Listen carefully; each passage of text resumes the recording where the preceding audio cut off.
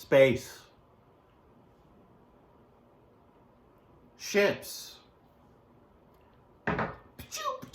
Shooters. Oh yeah. Hey, what up, y'all? It's me, Teddy Kong from The Button Mappers. And I'm here today to do a little vlog on Ikaruga, a spaceship shooter that has been frequently hailed as the greatest spaceship shooter of all time. Subscribe if you like some Teddy-style vlogs. Maybe you will by the end of this. So, yeah, I'm going to tell you today about my experience with Ikaruga, how for a long time I never really got why people considered it to be so great, and how I've learned to love and appreciate it today. It actually is a phenomenal game. I've been playing this game all month, and I've had a blast, and I just want to keep playing it. So I'm happy to divulge some of that experience with you today. Before I do, I just want to put some gameplay up. You can save your replays. And it's not the most phenomenal replay, but it'll give you an idea of what my gameplay looks like.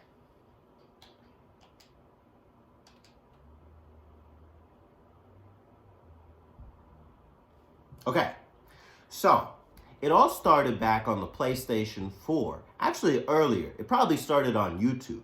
Here in the YouTube community, if you ask people, what is a great spaceship shooter I could play, people would tell you Ikaruga.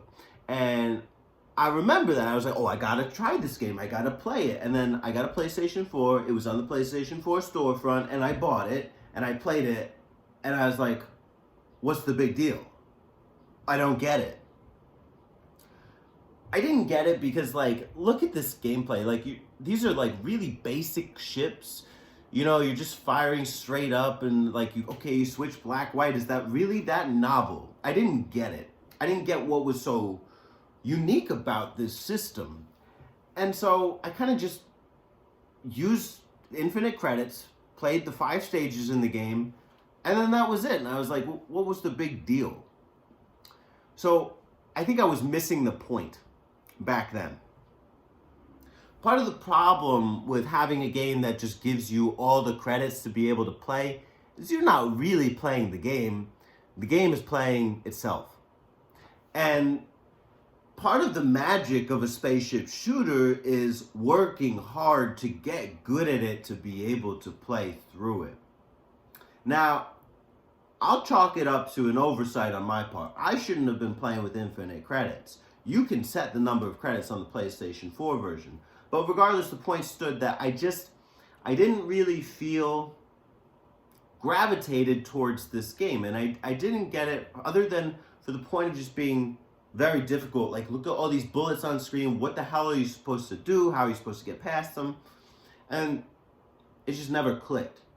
So, lo and behold, here on the Button Mappers for March of 2024, I wanted to do Treasure Month. Not necessarily for Ikaruga, but just to understand why people hold this company in such high esteem.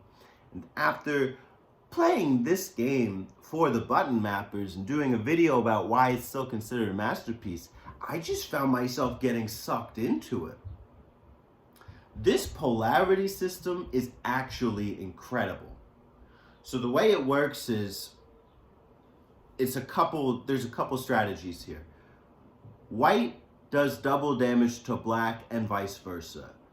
Your polarity absorbs shots of the same color. And you also charge a laser, a homing laser, when you do that. So that's really cool. What looks like a bullet hell, I guess is considered a bullet heaven. I may be misusing that term, but to my understanding, a bullet heaven is when you can use your arsenal to clear out some of the screen. So it's kind of a mix of both. It looks like a lot of bullets on screen, but half of them you can actually negate. Really cool. Really cool system. And, you know, there's like a symmetry to everything going on, too. You know, you see, like, look at this for a second, right? Okay, you got white coming in one side, black coming in the next side, white coming in this side. It's like, but it's not as straightforward as you might think. So this is like a mind bender while you're playing. Also, it's like, what do I do here? You know, how am I supposed to be able to progress here without just destroying everything on screen? And that's another thing, is like, if you really want to take your gameplay to the next level, you learn how to get chains of 3 or higher. And that was where I was having the fun. And coming back and playing this version, I was playing every version every level I should say, trying to get this A rank. I was going on the stage select feature, and I was only able to do it for the first level. But even that is like an achievement in and of itself. I think it's like 3 or 4% of people who've played this have gotten it. It is incredibly hard to maintain a high chain and to get what they deem is an A rank or higher. I actually had to play on normal difficulty, where these guys are actually firing back at you when you fire at them. That's actually easier than it sounds, because they fire the same polarity. If you're firing that on them, like say I'm shooting at a white box here, it will fire white back. If I'm firing with black or white, I don't know. Okay, but it makes sense if you try it.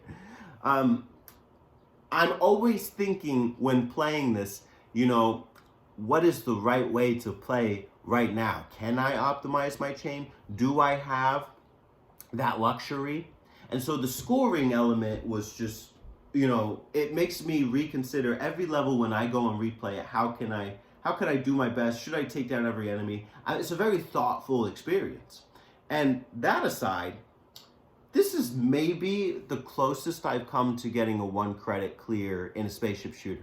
Actually, I might have been closer in Thunder Force 3, I'm not sure, and maybe Nemesis on the Game Boy, but this, I'm at a 3 credit clear, and I was just shy of 2 credits doing a replay earlier.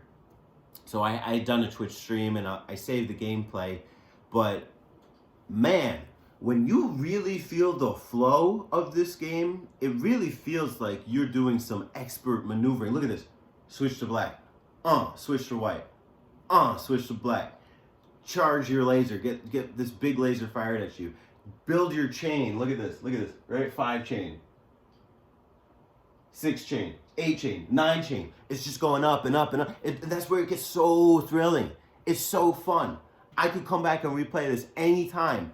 And I will say that I would not play this game if I'm not in the mood. If I'm it's late in the day after work and I'm tired, wrong time. Don't play this game. But if you're just waking up, had a cup of coffee, Ikaruga time, that's the time to play.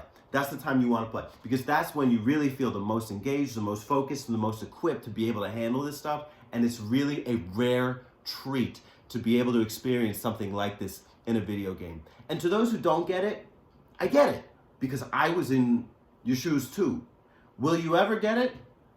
I don't know. I mean, you have to be open-minded. It took me 7 years. I got a PlayStation 4 in 2016, 2017, and I probably got it around that time. And I played it, and I put it down, didn't touch it for 7 years. But now, I'm here getting the weekly highs on the leaderboard, because I'm actually invested in it, and I'm watching other people's great gameplay, and I'm learning from it, and I'm learning to love the experience that's Ikaruga. So, I don't expect to convert anyone here to the Church of Ikaruga, but at the same time, I want you to understand that if you can learn to love it, you have a beautiful frickin' game in front of you. And I hope that you can see there's something to love here. Thanks for watching my vlog. Stay blessed. And play you some excellent artistic video games like this one here. Cheers.